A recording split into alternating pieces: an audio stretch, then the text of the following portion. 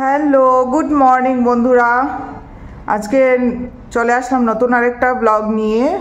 তো আজকে হলো আমার পিহুর জন্মদিন, আমার প্রিন্সেসের জন্মদিন। তো এই যে আমি সকালবেলা অন্যদিন ঘুম থেকে উঠেই ঠাকুরের দিকে যাই বা ঘরের কাজকর্ম সব কিছু করে ঠাকুর পূজা করে নিই। তো আজকে ঘুম থেকে উঠেছি সেই 4:30টার সময় উঠে আমি ডেকোরেশন করলাম ঘরে, রাতে করতে পারি নাই।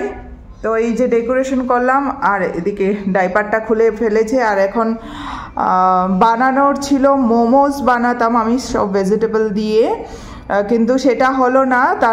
তো এখন এই যে প্রসাদ খাচ্ছে পিহু। প্রসাদ বলতে আমি ঠাকুরকে এগুলো নিবেদন করেছি।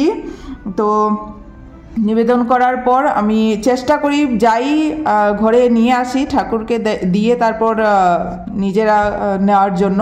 তো আজকে এই শুভ দিনে, ভালো দিনে আমি ভাবলাম যে না, সেটাই হবে। তাহলে মোমো যখন বানাতে পারি নাই, একা হাতে কি হবে, সব দিকে মানে দেখতে হয়। কেক অর্ডার, কাউকে নেমন্তন্ন করলে সেটা, মেয়ের খাবারের মানে যে কোনো অনুষ্ঠান প্রোগ্রাম বলুন, সেটা আমি দেখি। তো যাই হোক, এখন ও খাবে ব্রেকফাস্টে।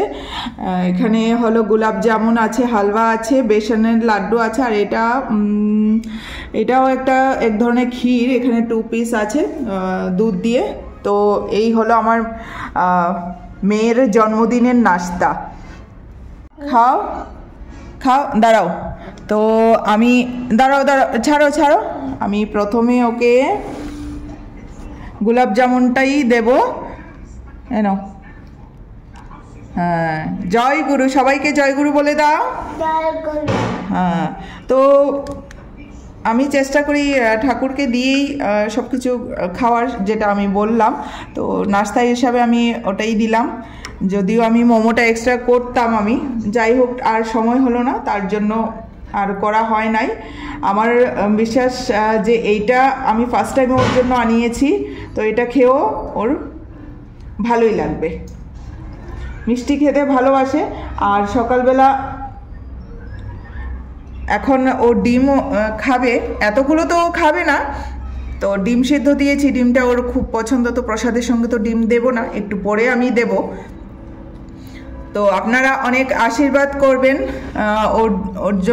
ওকে, যে ও যেন মানুষের মতো মানুষ হয়। সব থেকে ভালো, সব থেকে যেটা দরকার সেটা হলো মানুষের মনের মতো যেন হয়, মনটা যেন ওর ভালো হয়। তো সেটাই আমি সবার কাছে চাই।